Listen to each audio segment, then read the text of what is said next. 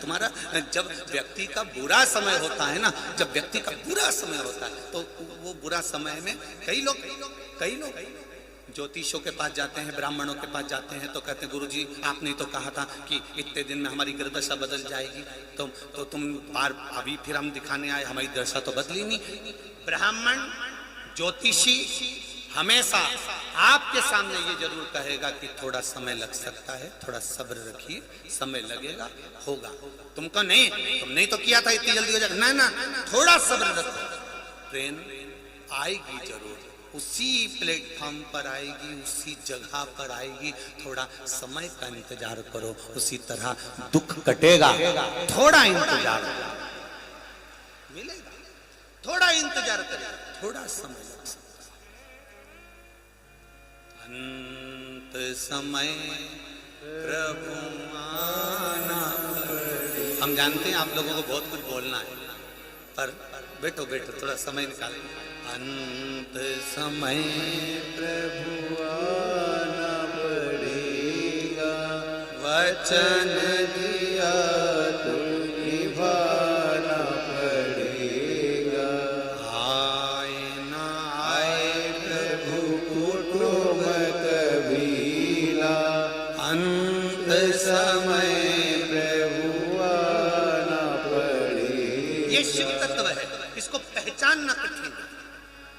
भोजनशाला में एक भाई, भोजनशाला में एक पुरुष जो गवर्नमेंट नौकरी में है, अच्छी पोस्ट पर है, वो सुबह 9 बजे से प्लेट साफ करने बैठता है तो रात को 10 बजे तक प्लेट साफ करता, उठता ही नहीं है।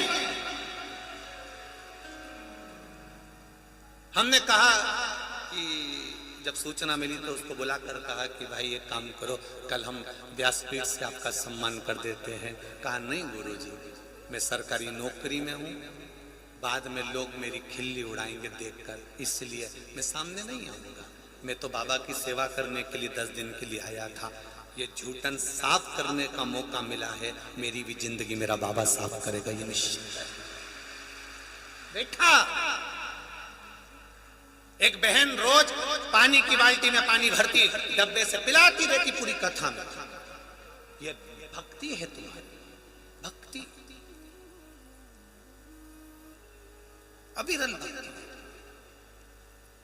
लगे निष्कपट भाव से लगे, और सत्य कह रहा हूं, आप कथा में नहीं आए हो, आपके रूप में महादेव कथा में आया है। ये जितने बैठकर कथा सुन रहे हो आस्था चैनल पर, फेसबुक पर, यूट्यूब पर, और जितने इस पंडाल में बैठकर कथा सुन रहे हो, आप नहीं आए हो, आपके हृदय में बैठकर मेरा देवादिदेव महादेव आया है, जिसने आकर इस पूरे कार्य को आनंद से संभाला और आनंद से पाया, किया दिल से किया।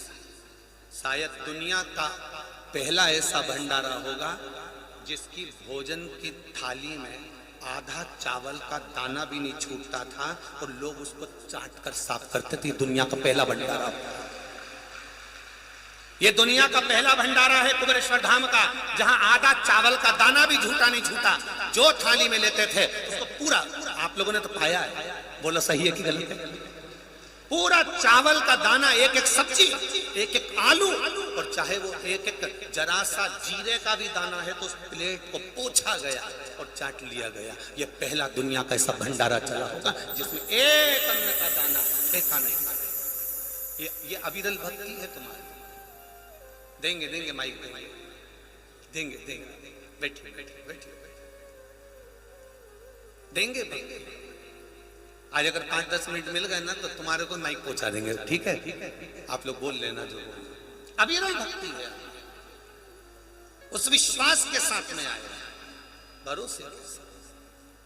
शिव कथा करें, शिव महापुराण की कथा वर्णन करें, शिव तत्व करो, उसका भगवान शंकर का गुणगान करो, उसका गुणगान, ओघड़दानी का, अवधूतेश्वर का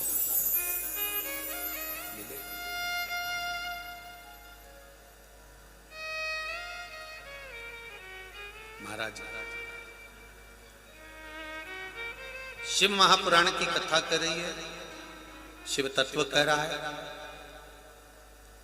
कंडा यदि गीला है, कंडा जानते हो ना, गोबरी, गाय ने जो गोबर करा उसको थापा, सुखाया, वो नहीं सूखा। कंडा यदि गीला है तो उसमें अग्नि नहीं जलती, कंडा यदि गीला है तो उसमें आग नहीं आती। जो गोबरी जो कंडा सूख गया, आग उसमें उत्पन्न होती है। अर्थात जो भगवान की भक्ति में पूरा डूब गया, शिव पुराण उसी को प्राप्त होती है। डूब गया, डूबा,